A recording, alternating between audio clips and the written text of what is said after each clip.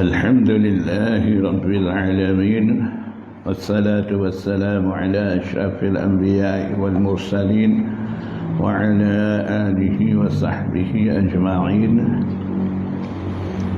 Alhamdulillah, kita akan sambung Sunan Tirmizi, hadis riwayat Suwaid bin Nasr situlah. حدثنا سويد بن نصر قال أخبرنا ابن المبارك عن ليث بن سعد حدثني عامر بن يحيى عن أبي عبد الرحمن المعافري ثم الحبولي قال سمعت عبد الله بن عمرو بن العاص يقول, saya dengar Abdullah bin Amr bin al-As kata, sami'tu Rasulullah sallallahu alaihi wasallam yaqul, saya dengar Nabi sallallahu alaihi wasallam bersabda, inna Allah sayukhallisu rajulan min ummati ala ru'usil khalaiqi yaumal qiyamah. Sesungguhnya Allah subhanahu wa ta'ala yukhallisu ay yakhtaru, Allah subhanahu wa ta'ala akan memilih seorang lelaki dari umat aku di khalayak orang ramai pada hari kiamat, fayanshuru alaihi, yanshuru maksud di sini yaftahu, kemudian membuka ke atasnya tis'ata wa tis'ina sijillan. Sijillan maksudnya kitaban kabira, akan buka ke atas orang tu 99 catatan kitab besar.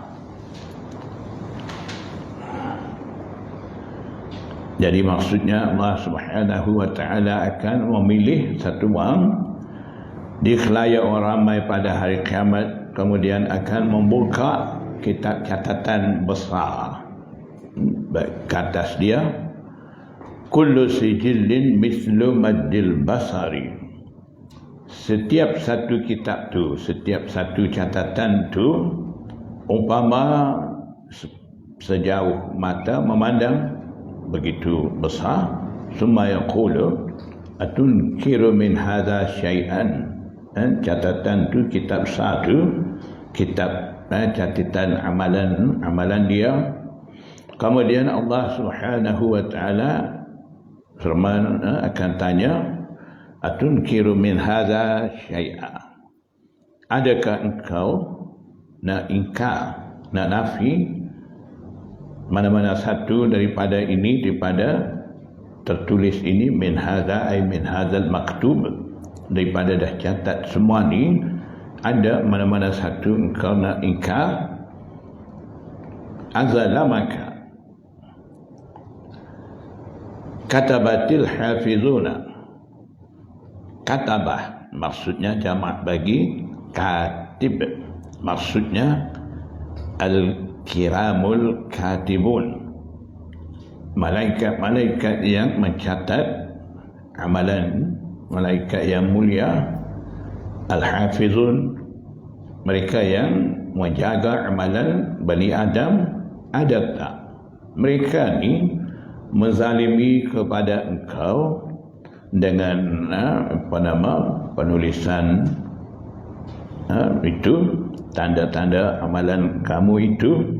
Adakah malaikat-malaikat yang mulia yang ditugas untuk tulis, yang menjaga amalan Bani Adam tu, ada menzalimi kepada engkau? Engkau tak buat pun mereka catat juga, engkau tak salah pun masuk juga dalam kesalahan, sebagai kesalahan engkau dan sebagainya. Adakah mereka ni menzalimi kepada engkau? Yaquluna, orang itu jawab kata, tidak ya Rabbi, wahai Tuhanku. Fayaqulu, Allah Subhanahu wa taala firman, afalaka uzrun, adakah bagi engkau keuzuran, nak kemuka keuzuran apa-apa pada perbuatan apa yang dah engkau lakukan itu, sama ada engkau lakukan dalam keadaan terlupa, tersilap, ataupun dalam keadaan tidak khabar, tidak sedar, tidak ketahui apa-apa, lakukan perkara itu. Adakah keuzuran seperti itu engkau hendak kemuka? Fayaqulu la ya Rabbi. Orang itu jawab kata, tidak juga wahai Tuhanku. Fayaqulu bala inna laka indana hasanatan. Allah Subhanahu wa taala firman, bahkan sesungguhnya engkau memiliki ataupun bagi engkau ada di sisi kami satu hasanah, satu kebaikan. Wa innahu la zulma 'alaika al-yawma, dan sesungguhnya tidak ada kesaliman sedikit pun di atas engkau pada hari kiamat ni. Fatukhriju bitaqatun fiha, kemudian keluar bitaqah, maksudnya satu catatan yang kecil yang tulis hasanah tu keluar sebagai bukti bagi hasanah yang dia tulis itu, yang dia lakukan itu. Ashhadu fiha, ashhadu an la ilaha illallah wa ashhadu anna Muhammadan abduhu wa rasuluh. Fiha maksudnya ay maktubun fi bitaqah,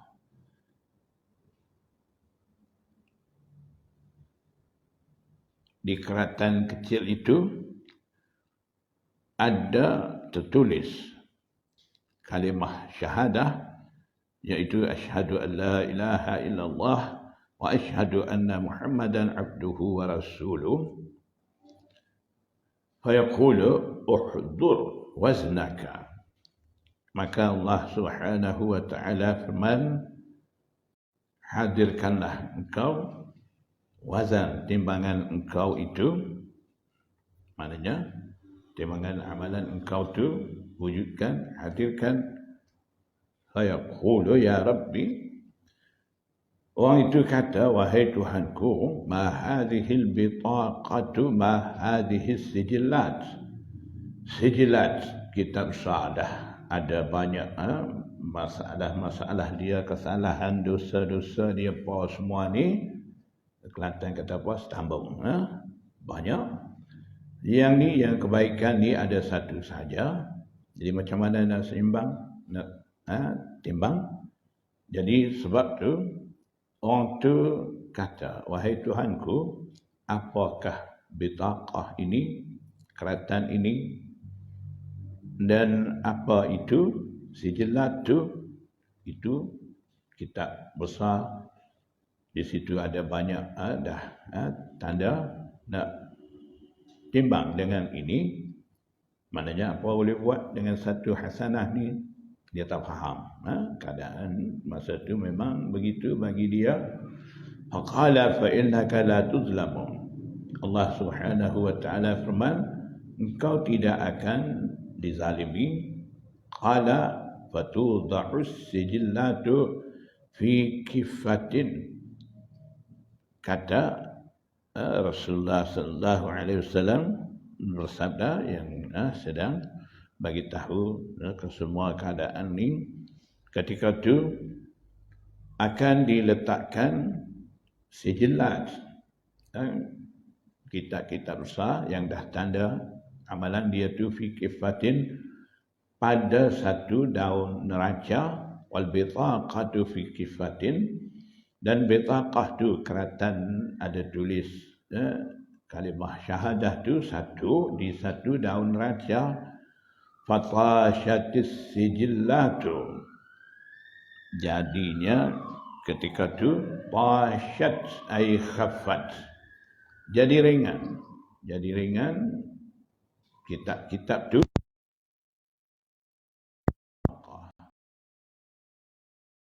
Sedang tidak ada sesuatu pun boleh berat ditimbangan bersama dengan nama Allah. Dalam dua kalimah syahadah ada nama Allah, nak timbang dengan apa saja pun nama Allah lah akan berat. Jadi maksudnya walaupun orang tu hadir di sisi Allah Subhanahu wa taala dalam keadaan banyak dosa, tinggal hanya iman saja, jadi iman tu akan selamatkan dia.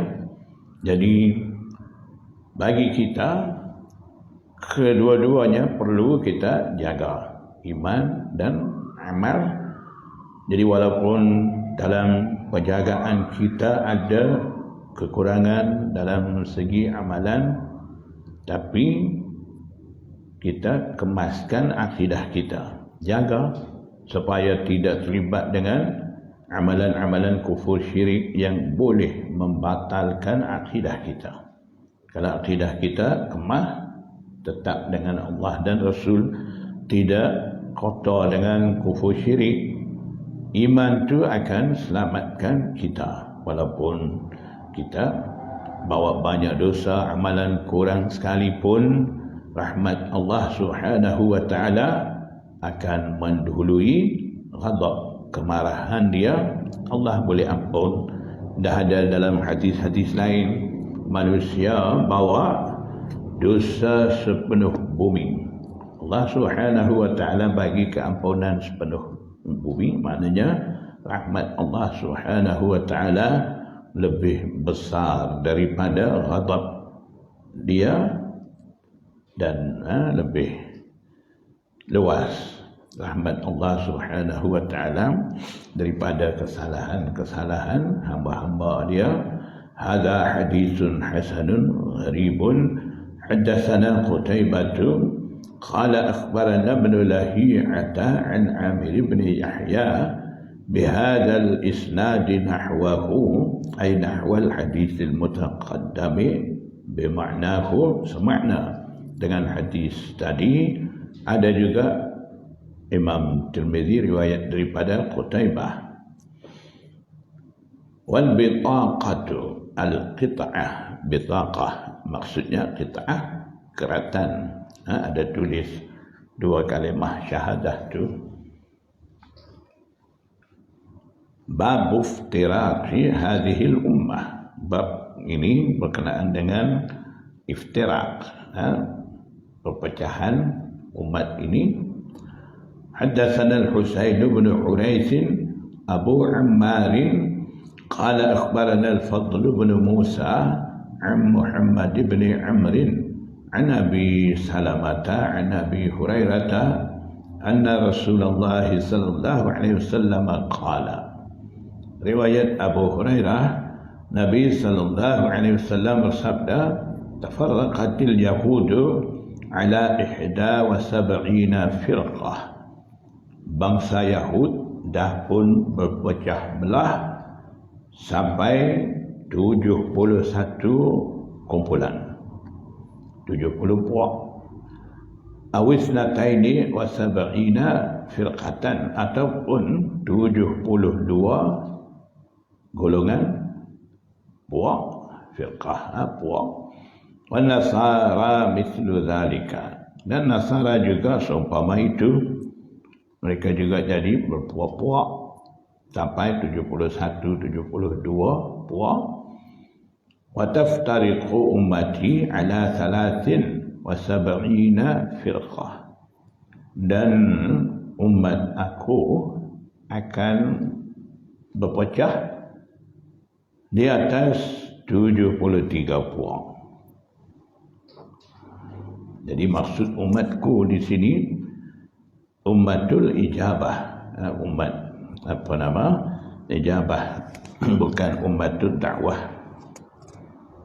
Di dalam umat ijabah sendiri akan ada 73 fahaman. Dalam tu yang makbul di sisi Allah Subhanahu wa taala ialah kumpulan yang menepati fahaman Ahlus Sunnah wal Jamaah.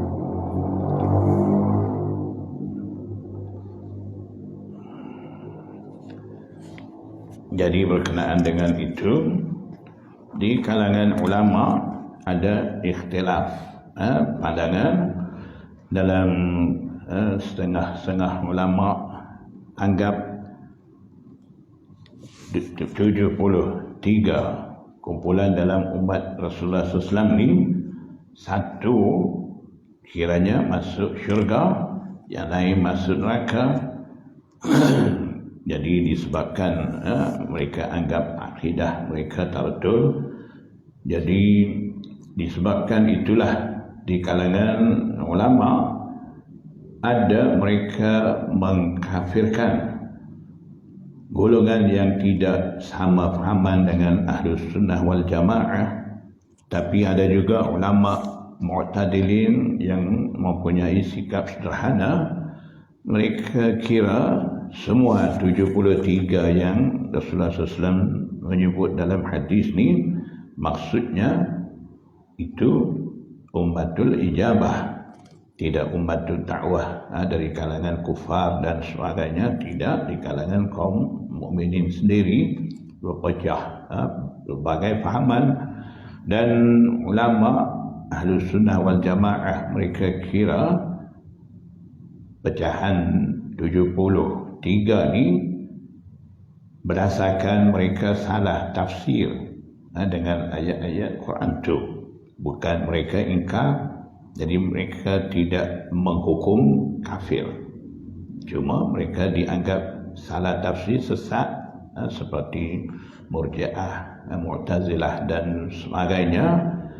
Ulama Ahlus Sunnah wal Jamaah sebahagian besar mereka tidak mengkafirkan golongan itu selagi mereka tidak nyatakan jelas mengingkari Allah dan Rasul.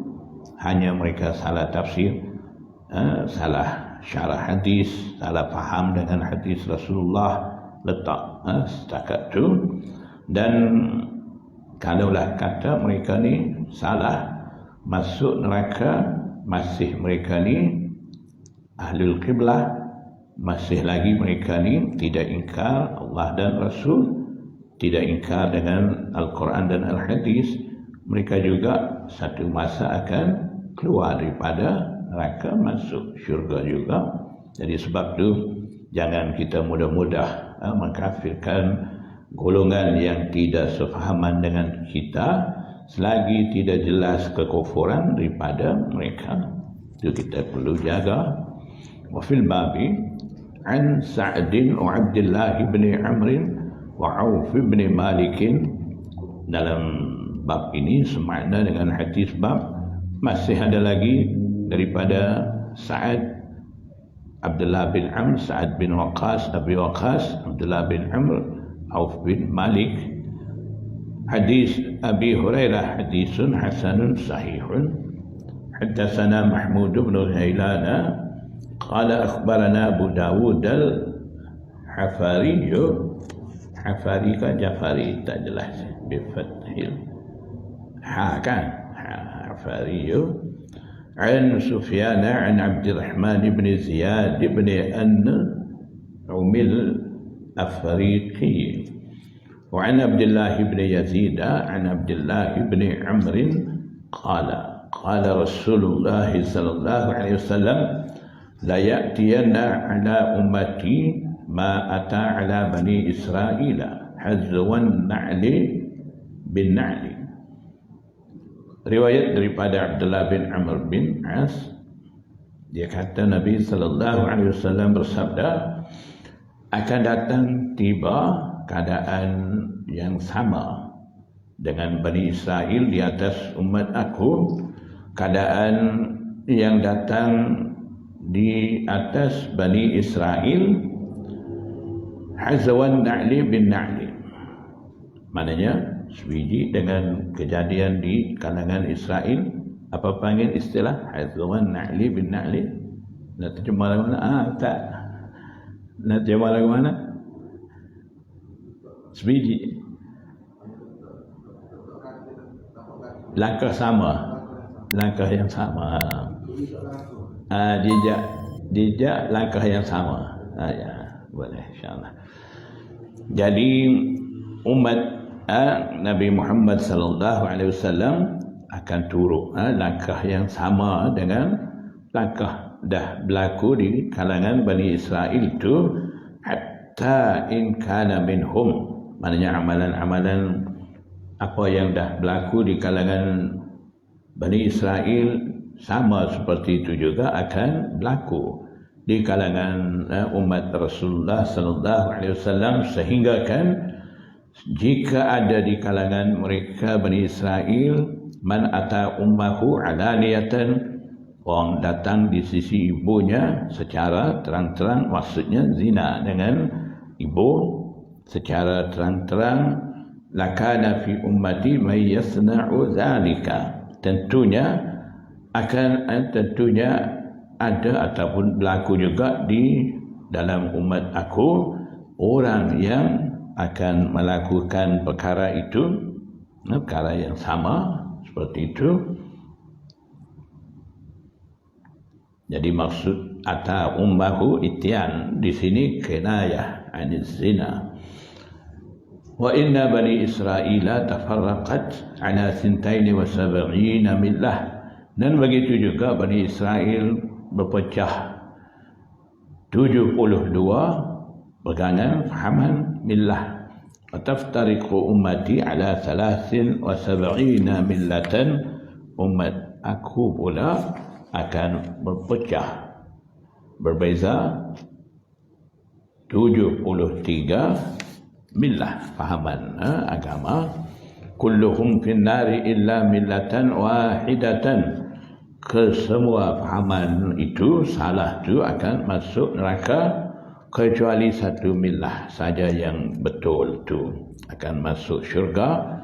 Qala man hiya ya Rasulullah, kata apa nama Abdullah bin Amr, siapa golongan yang berjaya tu hak masuk syurga tu ya Rasulullah? Qala Nabi sallallahu alaihi wasallam jawab kata, hiya ma ana alaihi wa ashabi, golongan yang berjaya itu adalah golongan yang ada di atas perjalanan aku dan perjalanan sahabat-sahabat aku. Itulah istilah kita sekarang panggil Ahlus Sunnati wal Jamaah. Jadi yang berbeza haman tafsiran berbeza, ada banyak golongan Murji'ah, Mu'tazilah, Khawarij, Syiah dan lain-lain banyak. Mereka dianggap Ahlul Bid'ah wal Ahwa. Dan ada satu golongan Ahlus Sunnah wal Jamaah masyhur di sisi kita, pengikut Asy'ariyah dan Maturidiyah, walaupun orang baru main nak berebut nama Ahlus Sunnah. Mereka bawa cara mereka, lepas tu mereka nak mengaku kata mereka lah Ahlus Sunnah. Pasal mereka punya slogan ikut Quran Sunnah. Asy'ariyah tak bunyi macam tu. Asy'ariyah bunyi apa? Ikut Asy'ariyah, ikut Imam Syafi'i. Dia tak bunyi Quran Sunnah. Jadi mereka, slogan mereka ni ikut Quran Sunnah. Sambungan tu bercanggah dengan Quran Sunnah tak apa. Nanti hadis dhaif ke, banyak lagi masalah timbulkan. Itu tak apa, asalkan bunyi ikut Quran Sunnah. Mereka sekarang nak berebut. Mereka lah jadi Ahlus Sunnah, kita pula jadi sesat. Sampai kata Asy'ariyah kufur, kafir pun ada. Itu bahaya. Jadi yang menepati akidah dan amalan-amalan dengan Rasulullah SAW dan sahabat-sahabat, itulah dikatakan golongan berjaya di akhirat nanti. Jadi yang lain itu seperti mana saya dah bagi tahu tadi, pandangan daripada ulama, kalaulah berbeza fahaman berdasarkan mereka jadi ahlul bidah wal ahwa ni berdasarkan mereka salah tafsir. Contohnya Murji'ah, dia kata apa? Asalkan beriman, buat apa pun tak apa, kebaikan ke kejahatan ke, orang tu akan masuk syurga juga. Mudah bagi mereka. Mu'tazilah pula payah, kalau orang tu buat dosa besar, khalid finnar, kekal dalam neraka. Lepas tu apa, satu lagi Khawarij, orang tu buat dosa besar, kharij anil Islam, keluar daripada Islam. Maknanya fahaman tu beza begitu. Murji'ah kata asalkan beriman. Dia faham daripada mana? Sakat tu fahaman dia tu daripada hadis, man qala la ilaha illallah dakhalal jannah. Dia pegang satu hadis tu, cukup bagi dia.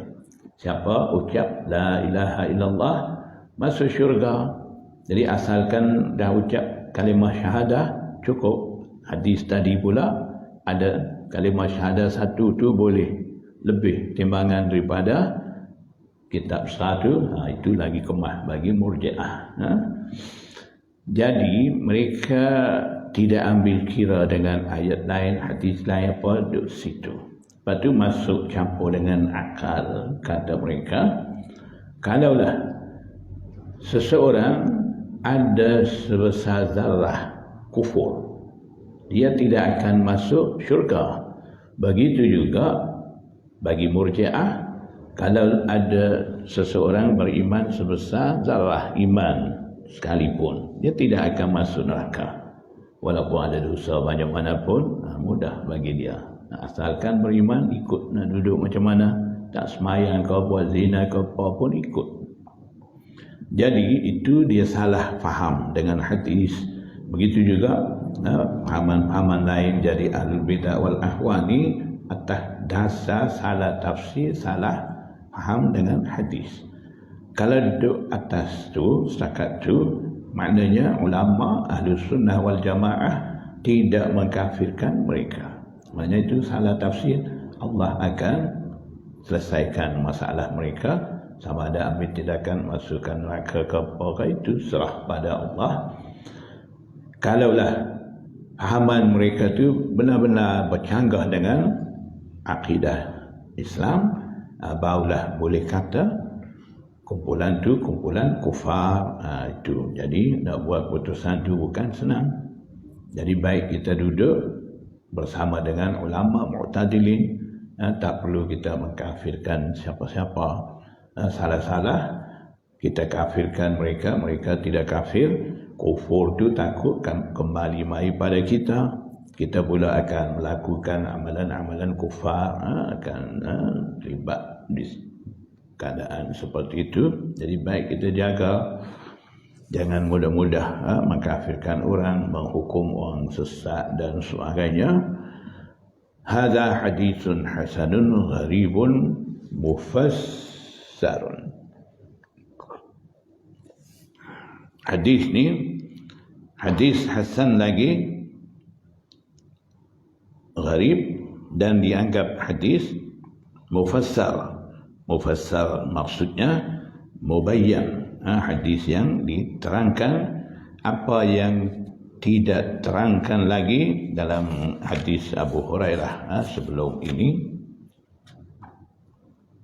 Sebelum ini ada tulis beberapa kumpulan akan berbeza, berpecah. Di dalam ni ada tafsiran sikit. Itulah maksudnya hadis ni mufassar. Wala na'rifuhu mithla hadha illa min hadzal wajhi, ay min hadzal tariqi. Melalui tariq ni, sanad ni lah kami menganggap hadis ini sebagai hadis ma'ruf. Haddatsana al-Hasan bin Arafata qala akhbarana Ismail bin Ayyash عن يحيى بن أبي عمرو الشيباني عن عبد الله بن الديلمي قال سمعت عبد الله بن عمرو يقول سمعت رسول الله صلى الله عليه وسلم يقول إن الله تبارك وتعالى خلق خلقه خلق bermakna makhluk masdar membawa makna isim maf'ul khalaqa khalqahu Allah Subhanahu wa taala cipta makhluknya makhluk maksudnya sekalian jin dan manusia dua tu Allah Subhanahu wa taala ciptakan fi zulmatin dalam kegelapan malaikat ni tidak dalam kegelapan cipta tu dengan cahaya dah fa'alqa alaihim min nurihi kemudian Allah Subhanahu wa taala mencampakkan mengadakan ke atas mereka daripada nurnya sebahagian daripada cahaya Allah Subhanahu wa taala campakkan ke atas makhluk Allah jin dan manusia dan jin tu faman asabahu min zalika nurih tada maka sesiapa terkena cahaya tu terkena padanya daripada cahaya tu sebahagian daripada cahaya tu orang itu dapat hidayah petunjuk akan tunjuk jalan untuk menuju ke syurga wa man akhta'ahu akhta'a maksudnya tajawaza dan sesiapa melepasi dia cahaya tu maknanya cahaya tidak kena orang tu dhalla orang tu akan jadi sesat dia akan keluar daripada jalan benar akan menuju ke arah an-nar halidzalika aqulu maka oleh kerana Allah Subhanahu wa taala dah tentukan makhluk dia siapa dapat hidayat siapa dapat dalalah dah tentu sebab itulah aku kata jaffal qalam yang tulis takdir di lauh mahfuz tu dah kering ala ilmillah maknanya dah stop dah berhenti tidak akan berlaku perubahan apa-apa ala ilmillah di atas ilmu Allah tu maknanya Allah Subhanahu wa taala dah hukum di azal dulu lagi siapa akan dapat hidayat siapa akan sesat siapa akan masuk syurga siapa akan masuk neraka dah tentu dah tetap dah tidak akan berlaku perubahan di situ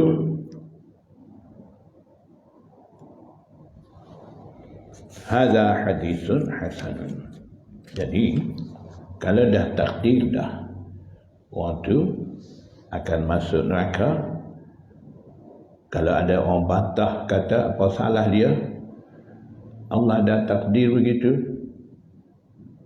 ikut takdir itulah dia masuk neraka apa salah dia takdir begitu dah jadi kalau nak bantah begitu maknanya soalan tu salah lah maknanya takdir Allah dah wallahu yaf'alu ma yasha Allah akan buat apa sahaja dia kehendaki jadi ada juga mufassirin bagi jawapan mafhum lebih kurang dengan soalan tu dengan ayat innal ladzina kafaru sawa'un 'alaihim a anzartahum am lam tunzirhum la yu'minun ayat tu innal ladzina kafaru dalam tafsir ka Abi Jahlin wa Lahabin sesungguhnya orang kafir itu maksudnya seperti Abu Jahal Abu Lahab ni sama ada Nabi sallallahu alaihi wasallam inzar maknanya dakwah ataupun tidak dakwah menakutkan dengan Allah dan azab neraka ataupun tidak la yu'minun dalam tafsir tulis apa la yu'minuna fi ilmillah dalam ilmu Allah Ta'ala ni dah tentu dah mereka berdua ni tidak akan beriman jadi ada soalan di situ kalau Allah dah takdir dah dua tu tidak akan beriman kenapa nak azab mereka berdua, takdir dah begitu. Jadi tidakkah Allah jadi zalim? Kafir soal begitu. Jadi yang soal pun soal juga, ulama kita pun pandai juga. Ulama kita bagi jawapan dengan dalil akli. Katanya itu bagaikan Abu Jahal dengan Abu Lahab ni seperti orang sakit.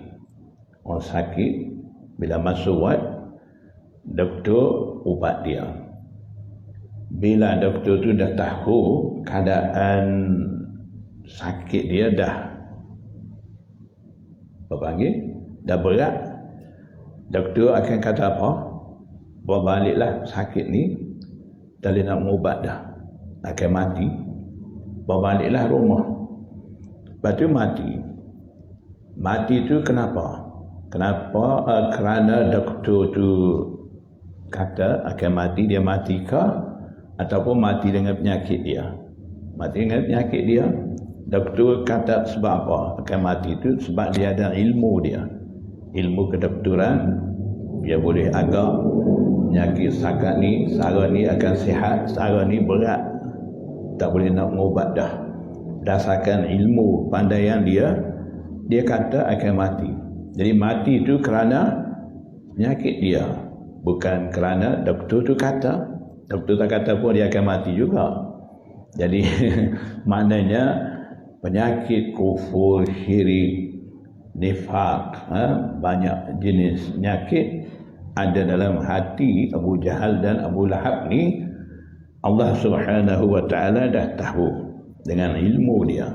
Walaupun mengubah macam mana pun, turun kitab Al-Quran, hantar Rasulullah SAW berdakwah banyak kali pun, mereka duduk dengan penyakit mereka makin bertambah. Penyakit mereka ni sampai tidak akan menerima beriman dengan Allah Subhanahu wa ta'ala.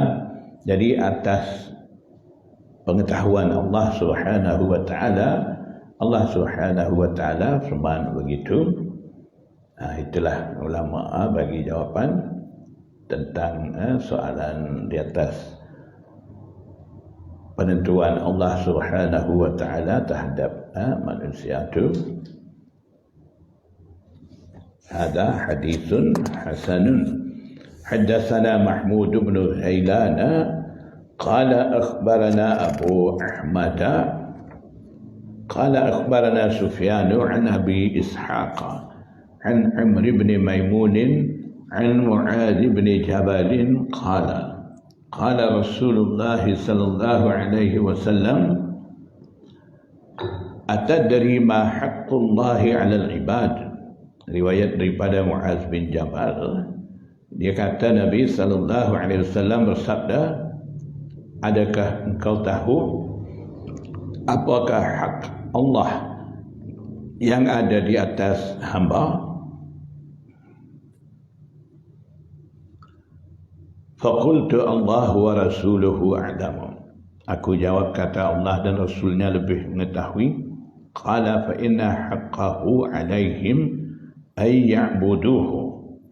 Nabi sallallahu alaihi wasallam bersabda, beritahu pada Mu'adh, hak Allah Subhanahu wa ta'ala di atas hamba-hamba, di atas mereka, di atas hamba-hamba itu adalah hamba-hamba Allah menyembah Allah dan tidak syirik sedikit pun dengan Allah Subhanahu wa ta'ala. Jadi ayya'buduhu, maksudnya di sini muhaddisin kata ayyuwahhiduhu, tauhid betul-betul, tanpa syirik dengan Allah. Qala fatadri ma haqqahum 'ala Allah. Nabi sallallahu alaihi wasallam bersabda, tanya lagi Mu'adh, adakah engkau tahu apa hak mereka atas Allah? Idza fa'alu dzalika, apabila mereka lakukan itu, maksudnya apabila hamba Allah betul-betul tauhid kepada Allah, tidak syirik dengan Allah Subhanahu wa ta'ala. Kalau begitu, apa pula daripada pihak Allah Subhanahu wa taala kepada mereka. Qala Allah wa rasuluhu a'lamu qala alla yu'adzibahum. Hak mereka ada ke atas Allah ni, itu adalah Allah Subhanahu wa taala tidak azab kepada mereka. Jadi haqqul ibadi 'ala Allah ni alla yu'adzibahum.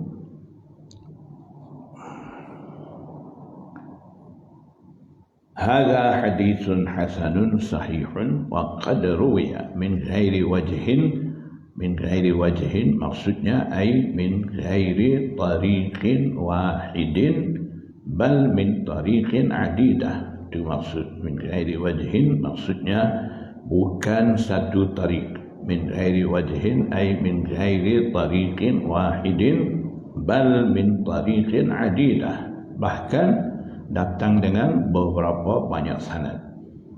Daripada Muaz bin Jabal tu hadisnya satu, daripada sahabat Muaz bin Jabal, tapi datang dengan banyak sanad. Itulah keadaan kedudukan hadis ni. Hadisnya matan hadis satu, datang dengan banyak sanad. Jadi muhaddisin ni, hafizul hadis ni, mereka hafal semua tu. Satu hadis ada banyak sanad, mereka hafal. Itu bunyi 100,000 hadis hafal. Maknanya satu-satu hadis ni datang dengan banyak sanad, mereka hafal. Itu panggil hafizul hadis.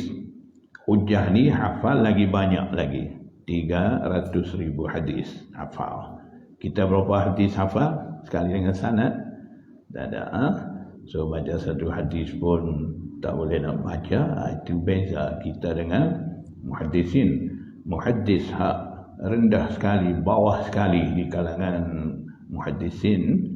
Kata muhaddis ni itu pun dalam 10,000 hadis sekali dengan sanad-sanad dia dah hafal. Itu muhaddis. Tinggi pada muhaddis ni hafizul hadis, tinggi lagi pada tu hujjah, tinggi pada tu hakim, tinggi pada tu baru golongan mujtahid. Ashabut tamyiz, ashabul wujuh, ashabut tarjih duduk situ.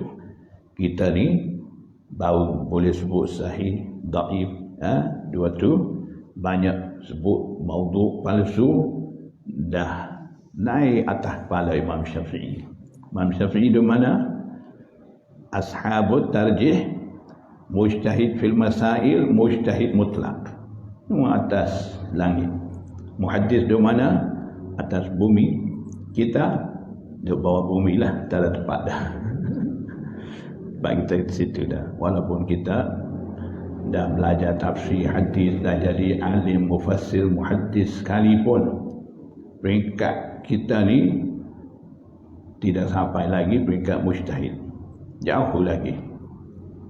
Jadi Hafiz Ibn Hajar Al-Asqalani pandai syarah Bukhari, Imam Jalaluddin Suyuti pandai tafsir Jalalain, tafsir Ad-Durrul Mansur, syarah dengan tafsir dengan hadis.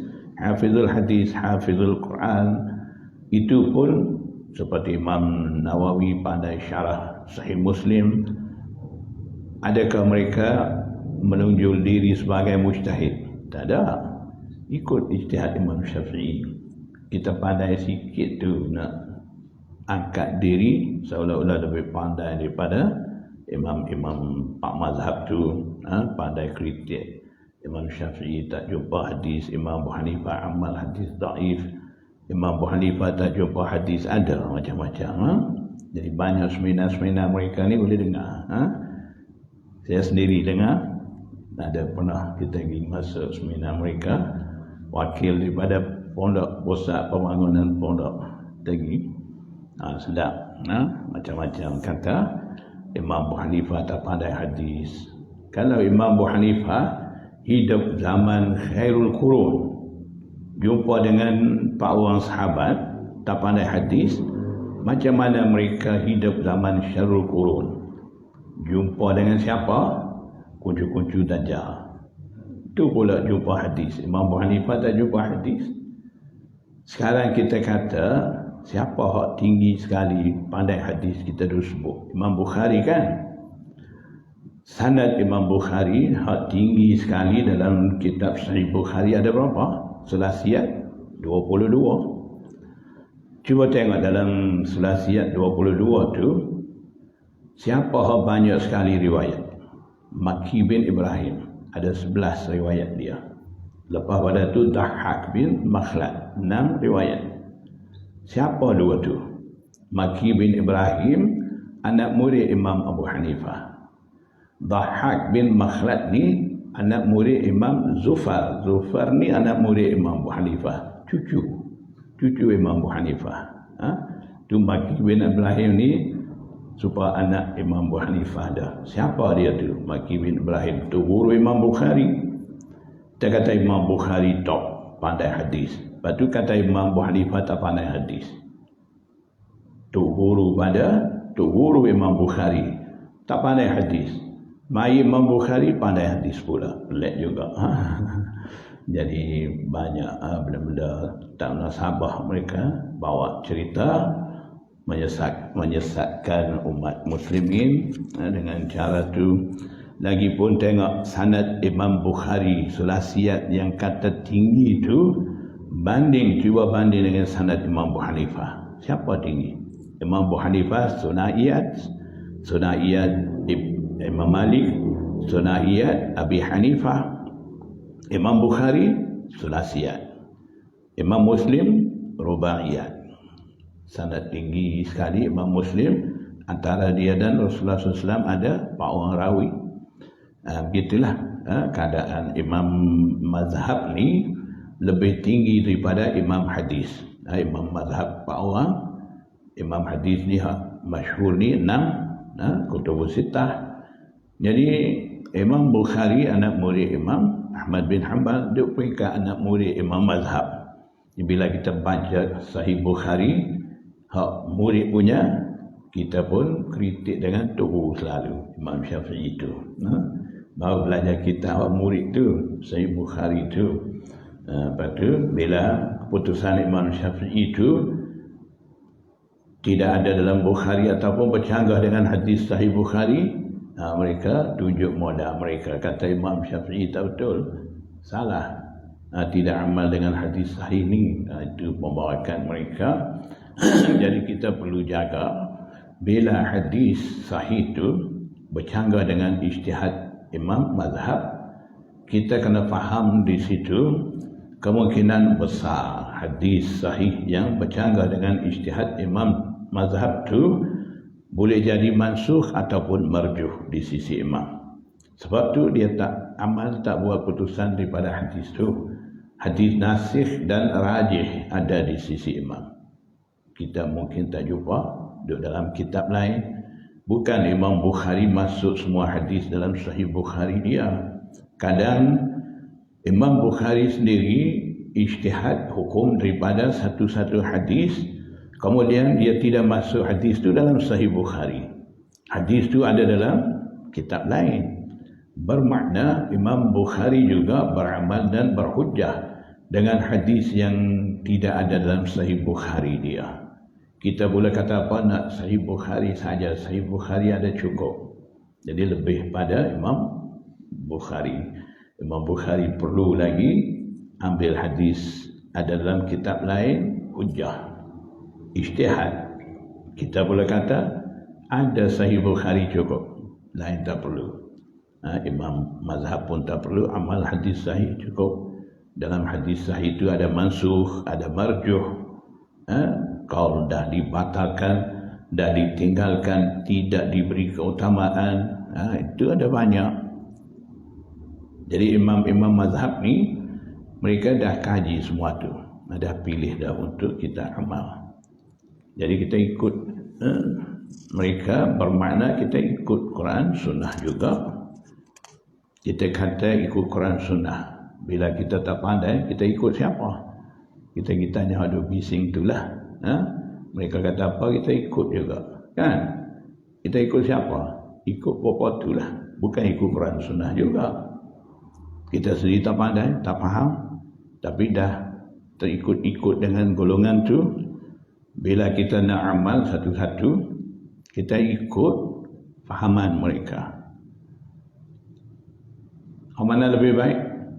Ikut fahaman ijtihad mujtahidin, ulama hidup zaman khairul qurun dengan yang hidup zaman syarrul qurun ni, mana kita mau pilih? Itu pula pada masing-masing lah. Haddatsana Mahmud bin Ghailan qala akhbarana Abu Dawud anba'ana Syu'batu عن حبيب بن أبي ثابت وعبد العزيز بن رفيع والأعمش كلهم سمعوا زيد بن وهب عن أبي ذر أن رسول الله صلى الله عليه وسلم قال riwayat daripada Abu Dzar, Nabi sallallahu alaihi wasallam bersabda, atani Jibril fabasyarani annahu man mata la yusyriku billahi syai'a dakhala al-jannah.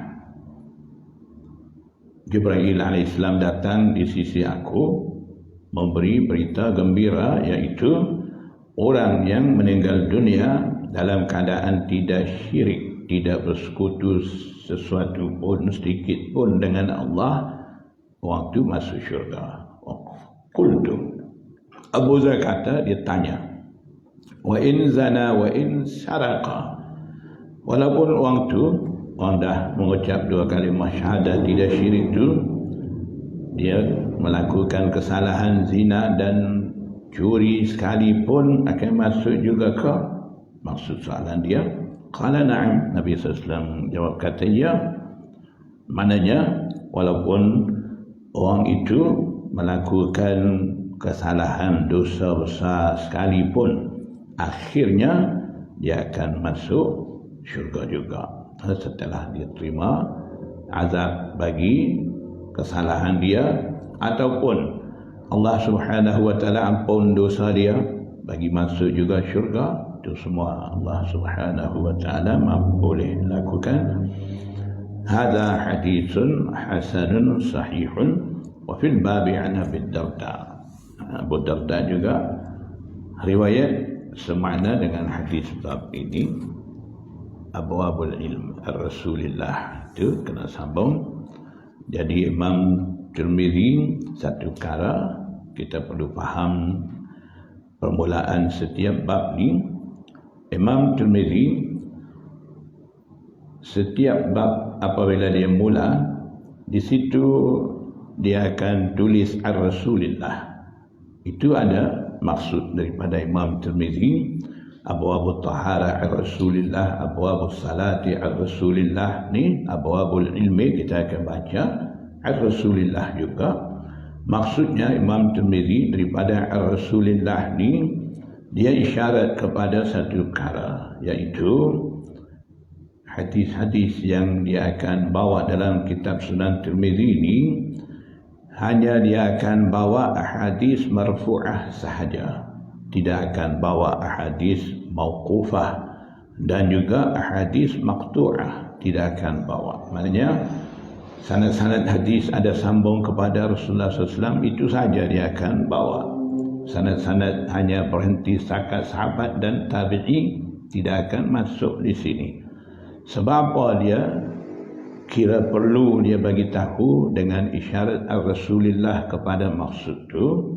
Sebabnya sebelum Imam Kutubus Sittah, imam-imam dulu seperti Muwatta Imam Malik, Musannaf Ibn Abi Syaibah dan lain-lain, Kitabul Athar dan sebagainya, dalam kitab-kitab tu campur semua. Hadis marfu'ah pun ada, mauqufah, maqtu'ah, dan juga fatwa tabi'i dan sebagainya ada campur dalam tu. Jadi bila mai Imam Bukhari, Imam Kutubus Sittah, mereka ada satu keazaman baru. Kitab mereka ni hanya mau masuk, mau himpun hadis marfu'ah sahaja.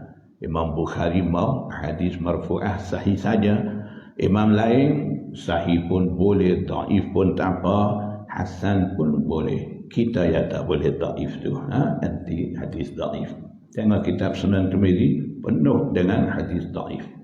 Ulama wujud kemudian daripada Imam Tirmizi kata apa? Mereka kata setiap satu hadis yang ada dalam kitab Sunan Tirmizi semuanya diamal di sisi fuqaha. Maknanya fuqaha tidak tolak walaupun dhaif. Dhaif dalam Tirmizi ada pada darajat hasan. Sebab apa? Imam Tirmizi daripada isyarat dia yang tadi hadis itu datang wa qad ruya min ghairi wajhin, maknanya itu isyaratan hadis ni datang dengan banyak sanad. Dan cara Imam Tirmizi ni dia suka pilih hadis dhaif itulah jadi hadis bab, kemudian dia akan datangkan sanad lain, akan bagi tahu wa qad ruya min ghairi wajhin, tu maknanya dalam bab ni masih ada lagi sanad lain. Sanad-sanad lain boleh menyokong, boleh membantu kepada sanad dhaif hadis bab tu, boleh menampung kedhaifan sanad hadis bab tu sampai boleh naik darajat hasan li ghairihi. Jadi disitulah ulama anggap hadis-hadis yang ada dalam kitab Sunan Tirmizi ni, walaupun Imam Tirmizi sendiri kata qala Abu Isa hadza hadisun dhaifun inda ahli hadis, sekalipun mereka anggap itu adalah dhaif, boleh naik darajat hasan li ghairihi. Bila naik darajat hasan li ghairihi, hukum dia yu'malu fil fadail wa yuhtajju fil ahkam. Itu sepakat kaedah di sisi muhaddisin. Kita yang tak mau, kita ni kata apa, hadis hasan Imam Tirmizi letak dalam Sunan Tirmizi ni asal dia tu dhaif, naik darajat hasan li ghairihi. Jadi dia nak bagi nampak hasan tu turun sampai dhaif. Lepas tu kaedah baru, kaedah akhir zaman, dhaif sama dengan palsu, habis cerita. Jadi Sunan Tirmizi semua jadi palsu lah. Itu cara mereka. Jadi imam dulu kalaulah ada penyakit seperti orang sekarang, Imam Tirmizi tidak akan masuk hadis-hadis dhaif ni dalam Sunan Tirmizi dia, dan dia akan himpun masuk sahih belaka, jadi standing dengan Bukhari. Sunan Tirmizi dah jadi jami' sama dengan Bukhari dah. Kalau dia masuk sahih belaka, dia tak pandai kah? Boleh. Dia hafizul hadis, anak murid Imam Bukhari, dia pun boleh masuk hadis sahih saja. Jadi jami' sahih Tirmizi sama dengan jami' sahih Bukhari. Ulama dulu tak berebut nama, tak mau gelaran jami' lah, sahih lah. Jadi Sunan pun tak apa. Imam Tirmizi dia nampak dah Imam Bukhari dah buat kitab Bukhari ni, uslub dia keluarkan hukum daripada hadis ke muka ijtihad. Masa tu Sahih Muslim dah ada. Imam Muslim cara dia membukukan Sunan Sahih Muslim ni, menyusun sanad-sanad sahih bagi satu-satu hadis tu. Dah ada satu cara. Masa tu dah ada Sunan Abi Dawud, Sunan Nasa'i. Imam Abu Dawud pula uslub dia susun Sunan Tirmizi ni, dia himpun dalil-dalil bagi imam-imam mazhab tu. Tengok, mereka pandai hadis, tidak tolak imam mazhab, bantu imam mazhab masuk hadis-hadis jadi dalil-dalil bagi mana-mana imam-imam dulu. Sebab tu Imam Abu Dawud dalam Sunan Abi Dawud dia sahih pun ada, hasan ada, dhaif pun ada. Dhaif dah naik darajat hasan li ghairihi, yang mana hadis tu dah jadi dalil bagi imam-imam sebelum dia. Imam Nasa'i cara dia kemuka ilal hadis.